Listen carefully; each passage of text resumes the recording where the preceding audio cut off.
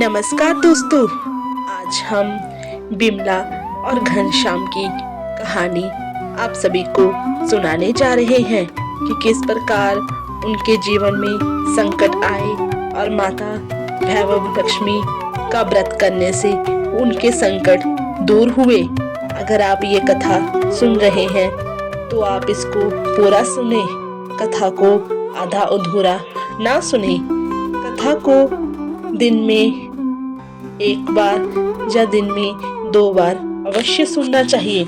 इससे माता लक्ष्मी की कृपा आप सब पर बनी रहेगी। बिमला और घनश्याम पति पत्नी थे। बिमला का पति घनश्याम यहाँ किसी आरती के पास नौकर था। दोनों बहुत ईमानदार थे। बिमला तो बहुत ही धार्मिक प्रकृति की और संतोषी थी और उसका पति भी विवेकी और सुशील था, अर्थात उनकी गृहस्थी अपने इलाके में एक मिसाल थी। वह दोनों कभी किसी से उलझते भी नहीं थे, कभी किसी को किसी प्रकार के अपशब्द नहीं कहते थे। सदाचार उनके रोम रोम में बसी थी। बिमला नित्य मंदिर जाती थी। इस तरह उनकी गृहस्थी खुशी खुशी चल रही थी। परंतु हम जानते हैं कि कर्म की गति न्यारी है। ईश्वर की लीला को कौन जान पाया है। समय और मनुष्य का भाग्य उसको पल में राजा से रंक और रंक से राजा बना देता है। ऐसी सत्य कथाएं हमने अनेक सुनी है। ऐसा ही कुछ बिमला के पति घनश्याम से हुआ। वह शीघ्र से शीघ्र अमीर होना चाहता था और इसी लक्ष्य को लेकर वह गलत रास्ते पर चलने लगा। उसकी दोस्ती कुछ बुरी संगत के लोगों से हो गई। वह जुआ खेलने लगा। देखते ही देखते वह शराब भी पीने लगा। इन सब चीजों के लिए धन चाहिए था, परंतु वह कहां से आता। करते करते उसने बिमला के जेवर और घर का लगभग सारा सामान बेच दिया और करोड़पति के ख्वाब देखने वाला घनश्याम कंगाल हो गया और उसके करोड़पति बनने के सपने तो अस्त व्यस्त हुए और साथ साथ उसकी घर गृहस्थी भी बिखर गई। अति दरिद्रता से ग्रस्त होकर वह बिमला से मारपीट भी करने लगा। अब तक बिमला के परिवार पर संकट और परेशानियों के बादल पूरी तरह छा चुके थे। वह अपने पति का व्यवहार देखकर और अपने घर के हालात देखकर बहुत दुखी थी और अंदर ही अंदर टूट गई थी। हर समय उदास रहने लगी। वह अपना दुख किसको जाकर बताती, लेकिन पिछले समय में वह जब कभी भी परेशान होती तो देवी माँ लक्ष्मी की मूर्ति रखी हुई थी, आराधना करती। उनके घर में एक छोटा सा मंदिर था जहाँ माँ लक्ष्मी की मूर्ति रखी हुई थी। बिमला बहुत ही सुशील और संस्कारी स्त्री थी। उसको पति के बर्ताव से बहुत दुख हुआ, किंतु सब कुछ सहन किए जा रही थी। कहते हैं हर रात के पीछे दिन होता है और हर दिन के पीछे रात। इसी तरह हर सुख के पीछे दुख होता है और हर दुख के पीछे सुख होता है। इसी बात को आधार मानकर और इस पर विश्वास रखकर बिमला श्रद्धा के साथ प्रभु भक्ति में लीन रहने लगी। उसका अपने प्रभु में विश्वास नहीं टूटा। एक दिन बिमला थक टूटकर माँ लक्ष्मी की मूर्ति के सामने बैठकर रो रही थी। माँ ने उसकी आंखों से टपकते आंसू देख लिए थे। उसके हृदय का दुख भी जान लिया था। बिमला रोई जा रही थी, साथ में वह अपनी माँ लक्ष्मी का पूजन भी कर रही थी। वह कह रही थी, माँ लक्ष्मी मुझे बचा लो, माँ मुझे बचा लो। देखो मेरी ओर, मेरे घर की क्या हालत हो रही है। क्या तुझे मुझ पर दया नहीं आती। मेरा पति बिगड़ चुका है। घर में लक्ष्मी जी आप बैठी हैं, परंतु आपका दूसरा स्वरूप जो इस संसार में माया का है वह इस घर में नहीं है। उसके बिना जीवन की गति नहीं चलती। माँ मुझे बचा लो, माँ मुझे अभागिन को बचा लो। माँ मुझे शक्ति दो, माँ मुझे शक्ति दो, शक्ति दो। माँ लक्ष्मी मुझ पर कृपा करो, इस घर को बचा लो। अब आप ही मेरा अंतिम सहारा हो। तुमने मुझे ना बचाया तो आपके चरणों में ही जान दे दूंगी।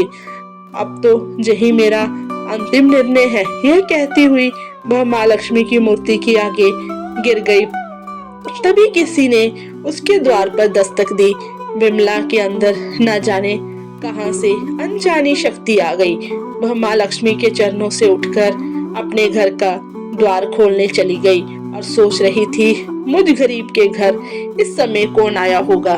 घर आया अतिथि का सत्कार करना चाहिए। ऐसे संस्कारों वाली विमला ने खड़े होकर घर का द्वार खोला। देखा तो सामने एक माझी खड़ी थी। उम्र में वह कुछ बड़ी थी। उनके चेहरे पर अलौकिक तेज अजीब सा था। उनकी आंखों में से मानो अमृत बह रहा था।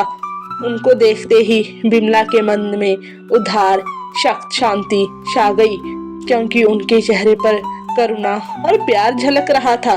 उनको देखकर विमला के रोम रोम में आनंद सा छा गया।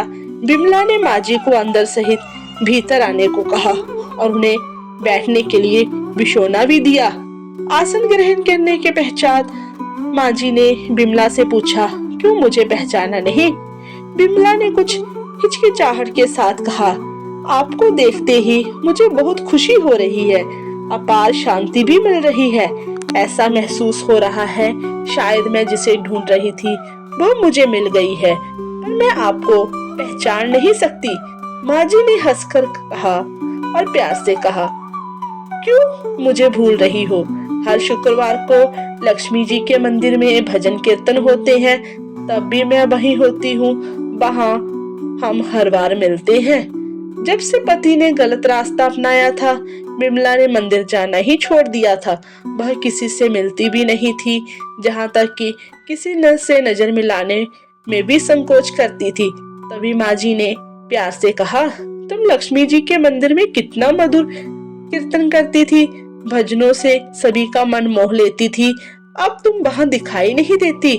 तुम किस हाल में हो, इसे देखने के लिए मैं खुद चली आई। माजी के मुख से इतने प्रेम भरे शब्द सुनकर विमला का हृदय गदगद हो उठा, क्योंकि जिस हाल में विमला रह रही थी उस हाल में माजी ने इतने करुणा भरे शब्द उसके लिए जैसे रोते बिलखते हुए बच्चे के लिए माँ की गोद के समान थे। विमला की आंखें आंसुओं से भर गई। माजी के सम्मुख बैठकर वह बिलख बिलख कर रोने लगी।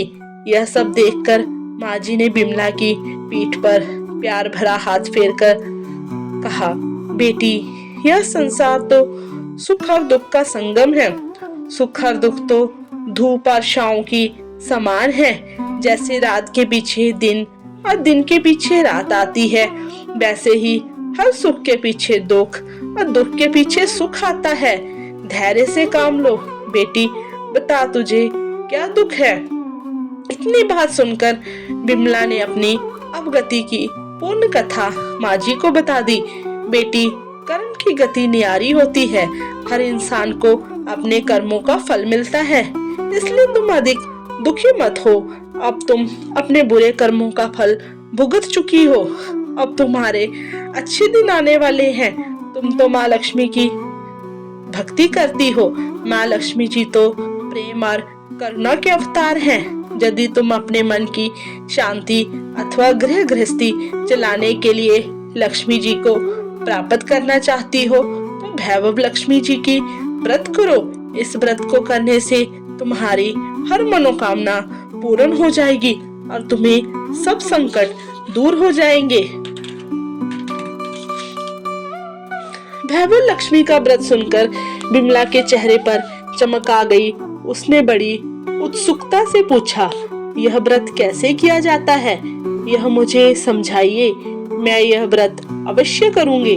माजी ने कहा, बेटी, यह व्रत बहुत सरल है। अगर इसे पूरे शास्त्रीय तरीके और पूर्ण विधि विधान से किया जाए तो माँ लक्ष्मी की अपार कृपा से घर में हर सुख संपत्ति और यश प्राप्त होता है। ऐसा कहकर माजी भैरव लक्ष्मी व्रत की विधि कहने लगी। बेटी, यह व्रत वैसे तो सीधा साधा है, किंतु कई लोग इसे गलत तरीके से करते हैं, अतः उनका पूर्ण फल नहीं पाते।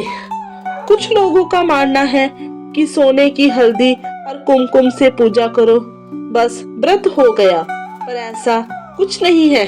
किसी भी व्रत का पूर्ण फल पाने के लिए उसे पूर्ण विधि विधान और शास्त्रीय ढंग से ही करना चाहिए। व्रत पूरे होने के बाद उसका उद्यापन भी शास्त्रीय विधि मुताबिक ही करना चाहिए, तभी यह वैभव लक्ष्मी व्रत पूर्ण फल देता है। इस व्रत को शुक्रवार के दिन करना चाहिए। सुबह सबसे पहले स्नान करके स्वच्छ कपड़े पहनने चाहिए। सारा दिन जय माँ लक्ष्मी का जाप करते रहना चाहिए। किसी की बुराई, निंदा, चुगली आदि का परहेज रखना चाहिए। शाम को पूर्व दिशा में मुंह करके आसन पर बैठ जाओ। सामने पाटा रखकर उसके ऊपर साफ सुथरा वस्त्र बिछाकर उस पर चावल का छोटा सा ढेर करें। उस ढेर के ऊपर पानी से भरा तांबे अथवा चांदी का कलश रखकर उस पर एक कटोरी रखो। उस कटोरी में सोने का कोई गहना रखो। अगर घर में सोना ना हो तो कोई चांदी का गहना रखो। अगर चांदी भी ना हो तो रोकड़ का रुपया ही रखना चाहिए। तब घी का दीपक जलाकर धूप बत्ती भी सुलगा कर रखो। सिक्के की हल्दी, कुमकुम व गुलाब के फूलों से पूजन करें।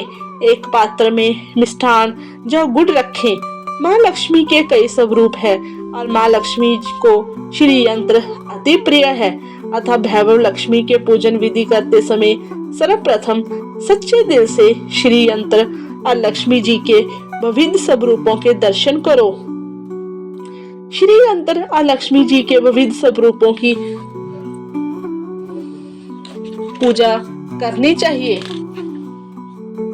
उसके बाद लक्ष्मी सतवन की स्तुति करें और लक्ष्मी चालीसा का पाठ करें। तत्पश्चात घी, आटे और चीनी को भूनकर बनाया गया प्रसाद, जिसमें केले के टुकड़े भी हो, माँ लक्ष्मी की आरती करके उस प्रसाद को श्रद्धा पूर्वक लोगों में बांट दें तथा प्रसाद बांटते समय भी जय माँ लक्ष्मी बोलते रहना चाहिए। इस व्रत को इस विधि अनुसार निरंतर 11, 21 या 51 शुक्रवार करना चाहिए। अगर आप में शक्ति हो तो सारा दिन उपवास करना चाहिए। सूर्यास्त होने के पश्चात माँ की उपासना करके जब प्रसाद बांट ले तो आप भी भोजन ग्रहण कर सकते हैं। बाद में माँ के आगे पड़े चावल पक्षियों में डाल दे तथा कलश का पानी तुलसी जी की क्यारी में डाल देना चाहिए। इस समय शास्त्रीय विधि से व्रत करने पर उसका फल अवश्य मिलता है। इस व्रत के प्रभाव से सब प्रकार की विपत्ति दूर हो जाती है और आदमी मालामाल हो जाता है। संतान न हो उसे संतान प्राप्ति होती है। भाग्यवती स्त्री का सौभाग्य अखंड रहता है। कुंवारी लड़की को उसका मनचाहा पति मिलता है। व्रत पूरा होने पर अर्थात जितने शुक्रवार की मन्नत मांगी हो उसके पूरा होने पर व्रत का उद्यापन शास्त्रीय विधि अनुसार करना चाहिए। माँ जी ने यह कहा, यह विधि भी मैं तुझे बताती हूँ। आखिरी शुक्रवार को खीर अथवा नैवेद्य रखो। हर शुक्रवार की तरह पूजा विधि करनी चाहिए। पूजन करने के बाद नारियल फोड़ें। 7 छोटी कन्याओं को घर बुला के उन्हें कुमकुम का तिलक लगा के प्रसाद दें। उन्हें उनका मनपसंद भोजन खिलाएं और उसके बाद उनसे वैभव लक्ष्मी व्रत की महिमा बताएं और वैभव लक्ष्मी व्रत की एक पुस्तक भी अवश्य बांटें। इस दिन और मित्र संबंधियों को भी अपनी श्रद्धा और समर्थानुसार वैभव लक्ष्मी व्रत कथा की पुस्तक अवश्य बांटनी चाहिए।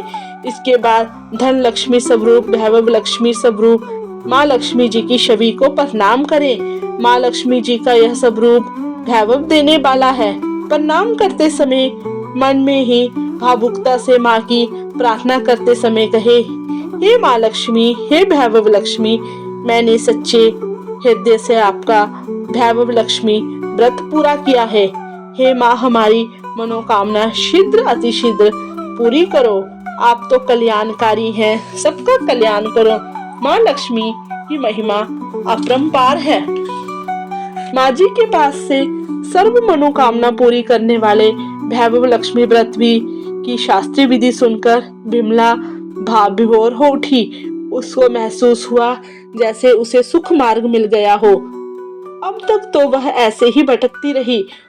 उसने आंखें बंद करके माँ भैभव लक्ष्मी का ध्यान किया और माँ जी द्वारा बताए गए शास्त्रीय विधि और पूर्ण नियमानुसार इस कल्याणकारी व्रत को 21 शुक्रवार करने का और पूरा होने पर इसका उद्यापन करने का संकल्प लिया। बिमला ने संकल्प करके जैसे ही आंखें खोली तो उसके सामने किसी को ना पाया, अर्थात माँ जी ओझल हो गई थी। वह हैरान हो गई कि माँ जी कहाँ गई। तब वह समझ गई कि यह माँ जी और कोई नहीं, साक्षात लक्ष्मी माँ ही थी। बिमला लक्ष्मी माँ को परम भक्तनी थी, इसलिए लक्ष्मी माँ अपनी इस सच्ची भक्तनी को रास्ता दिखाने के लिए माँ जी का रूप धारण करके बिमला के घर आई थी।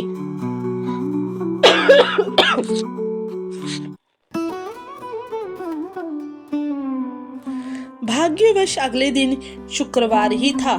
प्रायः ही बिमला नहा धोकर कपड़े पहनकर मन ही मन पूर्ण श्रद्धा से जय माँ लक्ष्मी का याप करने लगी। सारा दिन उसने मन में कोई बुरा भाव नहीं लाया, किसी की बुराई निंदा चुगली नहीं की, अपना मन प्रसन्न रखा और प्रत्येक व्यक्ति से हंसते चेहरे से मिली। शाम होने पर बिमला हाथ मुंह धोकर पूर्व दिशा की तरफ मुंह करके बैठ गई। अच्छे समय में घर में सोने के काफी आभूषण जेवरात थे, लेकिन बुरे समय और पति की गलतियों के कारण सब कुछ बिक चुका था। अब तक इसके हाथ की एक अंगूठी ही बची थी। बिमला ने उस अंगूठी को निकाला, उसे अच्छी तरह धोया और एक कटोरी में उसे रखा। सामने पाटे पर साफ सुथरा वस्त्र बिछाया और उस पर कुछ चावल रखे और उस पर अंगूठी वाली कटोरी रखी और उसके बाद माँ जी द्वारा बताई गई पूर्ण शास्त्रीय विधि अनुसार बंधन, स्तवन और पूजन किया। यह सब करने के बाद उसने थोड़ी शक्कर ली और उसे प्रसाद में रखकर भैभव लक्ष्मी व्रत किया। उसके बाद उसने माँ लक्ष्मी की आरती की और माँ लक्ष्मी का प्रसाद का भोग लगाया। उसने स्वयं भी प्रसाद लिया। चावल उसने पक्षियों को डाल दिए, पानी तुलसी में डाला और मुंदरी हाथ में पहन ली। जब शाम को उसका पति आया तब उसने भी लक्ष्मी माँ का प्रसाद दिया। जैसे ही बिमला के पति ने माँ का प्रसाद ग्रहण किया, अचानक से उसके व्यवहार में तब्दीली आ गई। उस दिन उसने बिमला का मन नहीं दुखाया और उससे किसी प्रकार की मारपीट भी नहीं की। उसके विचारों और बुद्धि में भी परिवर्तन आने लगा।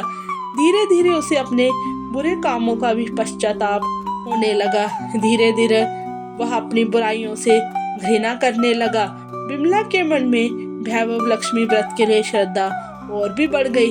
बिमला ने पूर्ण श्रद्धा और भक्ति भाव से मन्नत किए हुए 21 शुक्रवार तक भैभव लक्ष्मी व्रत किया। अंतिम शुक्रवार को उसने माँ जी द्वारा बताए गए उद्यापन विधि अनुसार 7 कन्याओं को घर बुलाया, उनके चरण धोए, उन्हें प्रसाद दिया और सभी को भैभव लक्ष्मी व्रत कथा की एक पुस्तक भी उपहार में दी। फिर माँ के धन लक्ष्मी स्वरूप की छवि को मन में बसाकर प्रार्थना करने लगी। हे माँ धन लक्ष्मी, मैंने आपका व्रत करने की मन्नत मांगी थी। आज आपकी अपार कृपा से मैंने यह व्रत पूरा किया है। हे माँ, मेरी यह विपत्ति दूर करो, हम सबका अपनी कृपा से पूर्ण कल्याण करो। जो भी प्राणी आपका वैभवशाली व्रत करे उसकी मनोकामना पूरी करो। जिसे संतान ना हो उसे संतान दो। सौभाग्यवती स्त्री को अखंड सौभाग्य में रखो। कुंवारी लड़की को मनभावा पति देना, सबको सुखी करना। हे माँ, आपकी महिमा अपरंपार है। ऐसा कहते हुए उसने लक्ष्मी जी के धन लक्ष्मी स्वरूप को प्रणाम किया। इस प्रकार बिमला ने शास्त्रीय विधि से भैभव लक्ष्मी व्रत उद्यापन सहित किया और अपनी मनोकामना पाई। उसका पति अब तक पूरी तरह सुधर चुका था। उसने शराब, जुआ इत्यादि सभी आदतें छोड़ दी थी।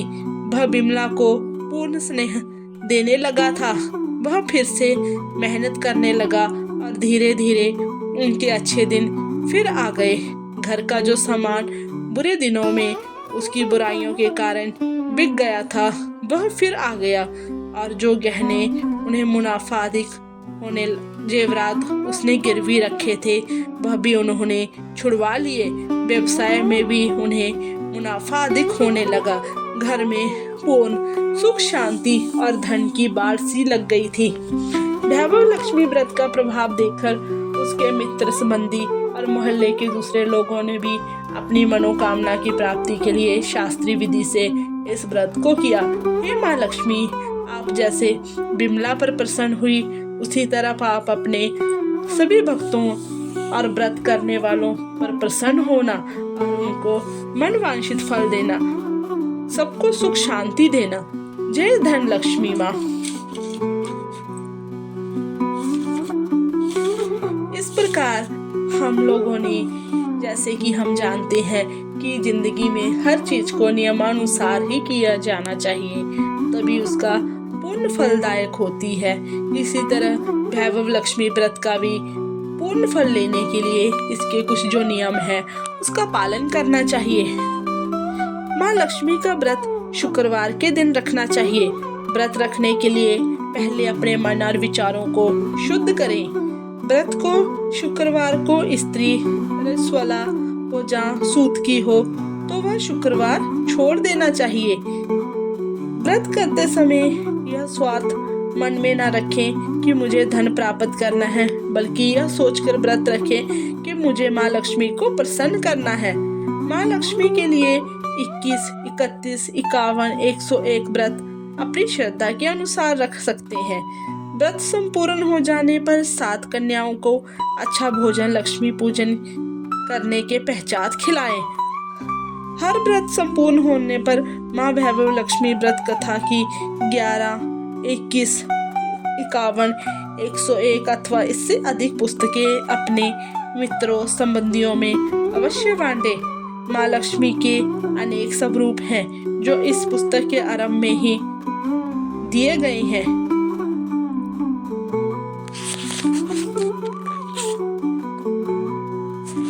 इस प्रकार हम माँ लक्ष्मी जी के व्रत हर शुक्रवार को हमें करना चाहिए और हमें कथा अवश्य सुननी चाहिए। इस कथा को दिन में 2 बार सुने और माँ लक्ष्मी का गुणगान करें। माँ लक्ष्मी का व्रत करते समय हमें सभी नियमों का ध्यान रखना चाहिए और दिन में 2 बार रोजाना कथा अवश्य सुननी चाहिए। माँ लक्ष्मी आप सभी पर कृपा बनाए रखें। जय माँ लक्ष्मी।